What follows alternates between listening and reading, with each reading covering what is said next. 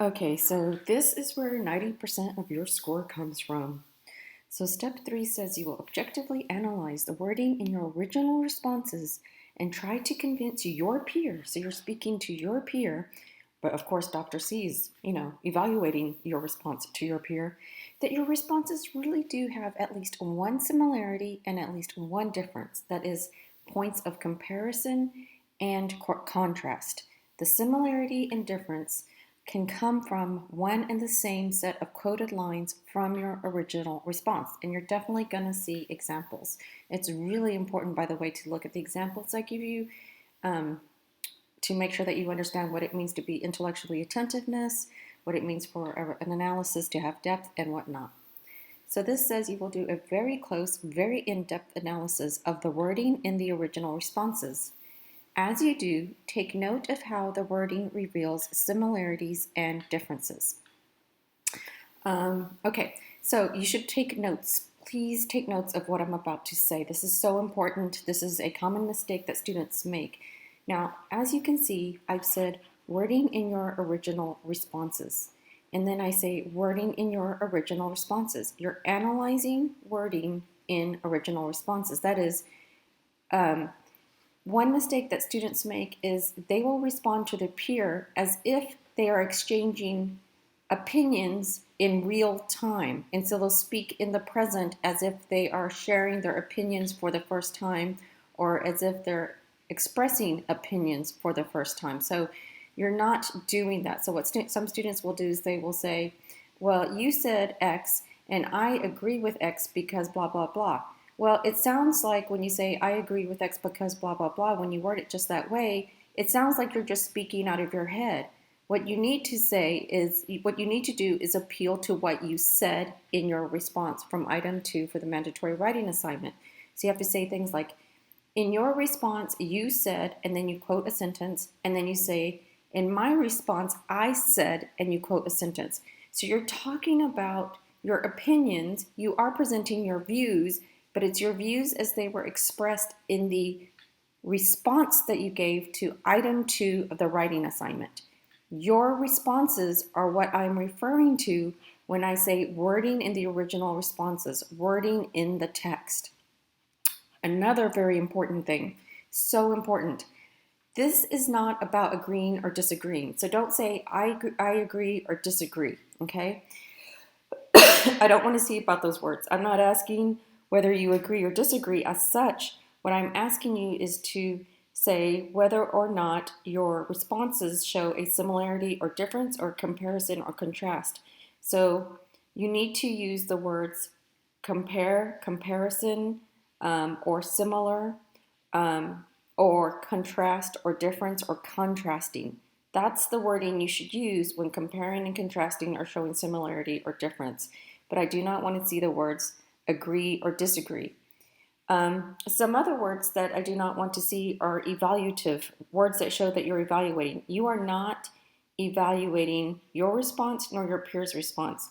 So other phrases and words that I should not see for step 3 include, or phrases that I should not see or language that I should not see is I shouldn't see you saying things like, you gave a great response, your response is good, your logic is valid, nor should you offer any critiques. No critiques. So I don't want you guys to be talking about how you did not offer enough support, you needed to define, none of that. This is, again, you're objectively analyzing. Think about what it means to analyze a passage, an argument. When I ask you to do that, when I ask you to mark up an argument and reformat it, I'm not asking you to evaluate the argument. I'm not asking you to critique the argument. I'm asking you to see what the parts of the argument are. So say sort of similar to your peer responses, but you're not marking up your peer response. You're not reformatting it. You're comparing your peer response and yours. But of course, to do that, you have to analyze your peer's response, see what the different parts are, just like you've analyzed your own response. But let me iterate. I should see no evaluative language or critiques in responding to your peer. Okay, so let's go to the next paragraph. Focus your discussion on the support your respective written responses offer for the first statement you each make or present. In doing so, take note of words or word phrases that name concepts playing a fundamental and powerful role in said logic, not only in S1, but all in any statements that function as subconclusions or just premises. And really, the bulk of what you focus on is going to be after statement 1. And I'm going to say something really important about that when it comes to quoted material in a moment. But notice the language here. You say, try to convince your peer. Here it says, focus on your discussion on the support. Okay, so when I say try to convince your peers, you're in effect offering an argument. So for example, you'll make a claim that your view is similar. Well, that itself is a conclusion based on evidence you should get from the text. So you say, our views are similar in at least one way. Okay, conclusion. Now support that. That's what we're going to get into now. Okay, so now formulate and defend a claim that your responses, as worded, both compare and contrast in some way. So again, throughout the discussion, you should be saying, in your response, in my response, use past tense. You said, I said. This is not a conversation that's going on in the present. So I don't want to hear you say, I don't want you to come off as you're having a live discussion with your peer. In your response, you said, in my response, I said. Okay, so now you have to do both a claim of comparison and a claim of contrast and defend each one. For any claim of comparison and contrast, you must provide textual evidence from each response. This means that you should quote an entire statement or significant portion of a statement from each response when claiming your responses compare or contrast in some way. So you will get some examples of that. But just to verbalize, you're going to say our views compare in some way, and then you're going to quote something from your own response, and you will quote from your peer response. A common mistake that students make or thing that they overlook or don't pay attention to is sometimes they'll quote from only one response when defending a claim of comparison or defending a claim of contrast. Now, depending on the response set that you're working with, depending on whom you've chosen to respond to, you might be able to defend a claim of comparison and contrast with a single set of quotes. So in that case, you could say something like, I'm going to be presenting some quotes that show how our views both compare and contrast. So it's possible that you could then just use one quote from your response and one quote from your peer's response to do the same thing. And I'll talk more about that in a minute. But some of you, depending on whom you choose, will have to use two sets of quotes, one for the comparison and one for the contrast. When you are quoting from your peer, you cannot quote their entire response. You cannot even quote half of their response.